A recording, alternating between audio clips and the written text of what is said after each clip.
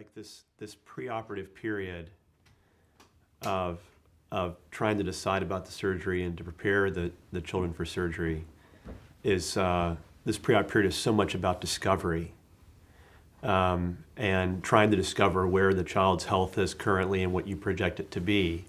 And you have to go to multiple sources, I think, to figure out how to get to that point to understand that fully.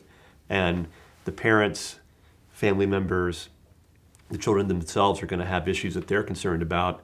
The surgeons are going to have things that they're concerned about, or whatever. Anesthesia is going to be involved. They're going to have their own thing. The children's specialists may have their own thing. You may have an aunt or an uncle that raises their hand and say, "Oh, I've always been worried about this."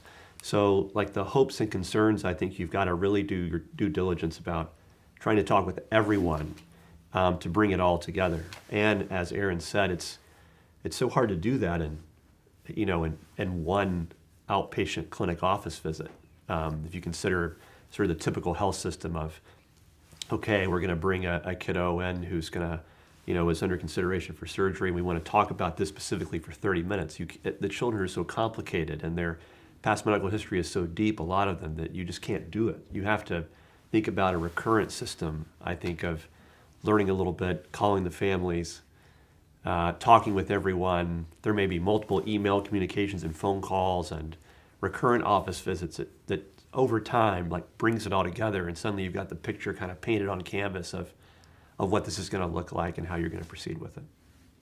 I think it's almost impossible for a parent to absorb all of the indications for surgery, all of the potential complications, all of the factors in one visit or even a couple visits, no matter how educated they are. So parents with a medical background still have difficulty absorbing everything. And to the extent to which we as providers can give them multiple sources of information, it's useful.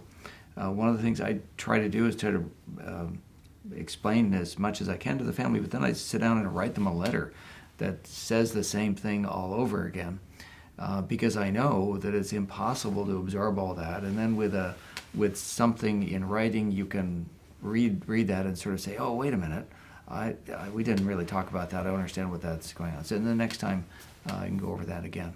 And I think most of us try very hard to not push for a decision, if you will, in the beginning, but try to make it educational, and then gradually approach the decision. And I would echo Dr. Ehrman's comments. I feel exactly the same way as a general pediatrician, trying to wrap my head around everything to consider for one kid. So, getting input from the surgeons and anesthesia and all the specialists and the parents and everyone else sort of puts it together to help me think through it. And very rarely, if I put my brain on a case, do I pick up everything that's there that we need to consider and optimize. So it's a lot. And I feel that some ways the structure of how the system is set up can be really challenging. You have an initial consult and maybe a second consult, and you decide, you think you're moving forward, and surgeries need to be scheduled so far out that you put a date on the calendar.